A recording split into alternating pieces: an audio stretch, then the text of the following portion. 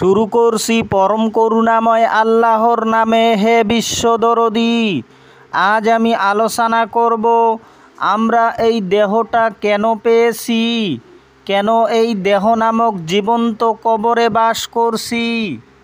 জীবন্ত কবর কেন বললাম?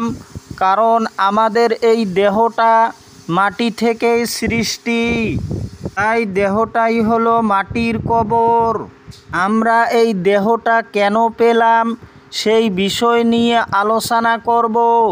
কারণ আমরা এই দেহর ভিতর থাকা অবস্থায় যদি আমাদেরকে আমরা মুক্তি না দেই, তাহলে আমরা কোনোদিনও মুক্ত হতে পারবো না। এবং মহান আল্লাহ আমাদেরকে কখনো মুক্তি দিবে না। আমাদের এই দেহটা প্রকৃতি মা আমাদেরকে দিয়েছে। দেখুন দরদি, আমাদের এই দেহটা হলো আত্মার বাহন স্বরূপ। এই দেহর ভিতরে আমি নামক আত্মাটি বাস করে। এই আমি নামক আত্মাটি যখন দেহ ছেড়ে পালিয়ে যায়, তখন আমাদের এই দেহটি একেবারে অচল হয়ে পড়ে। আর তখনই আমাদের এই দেহ লাশে পরিণত হয়ে যায়। তখন আমার লাশের ভিতরে আর আমি নেই, সে এখন চলে গেছে, অথবা দেহ থেকে চির বিদায় নিয়েছে। তাহলে দেহটা মূল সত্তা নয়, মূল সত্তাই হলো আত্মা। এই আত্মাটির পরিচয় কি, তা কি আমরা কখনো ভেবে দেখেছি? এই আত্মাটিকে নিয়ে কখনো গভীরভাবে চিন্তা করেছি? না, আমরা কখনো চিন্তা করে দেখি নাই।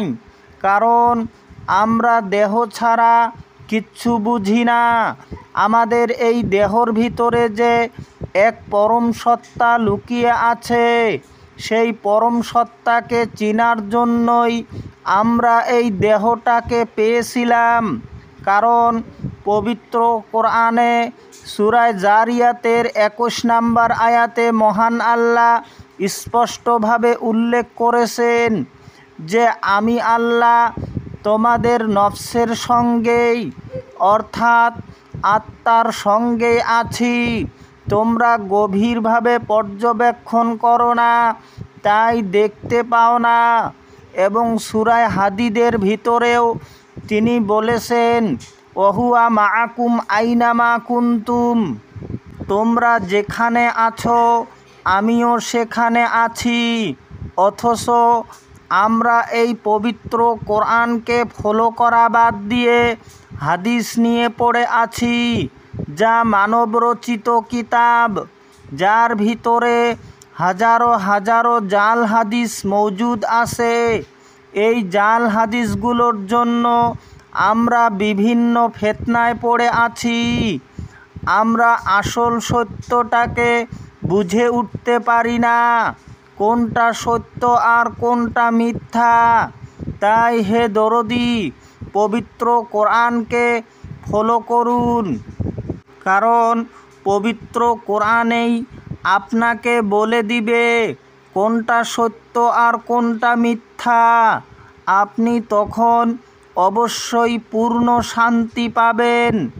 এবং নিজেকে নিয়ে গভীরভাবে চিন্তা করুন।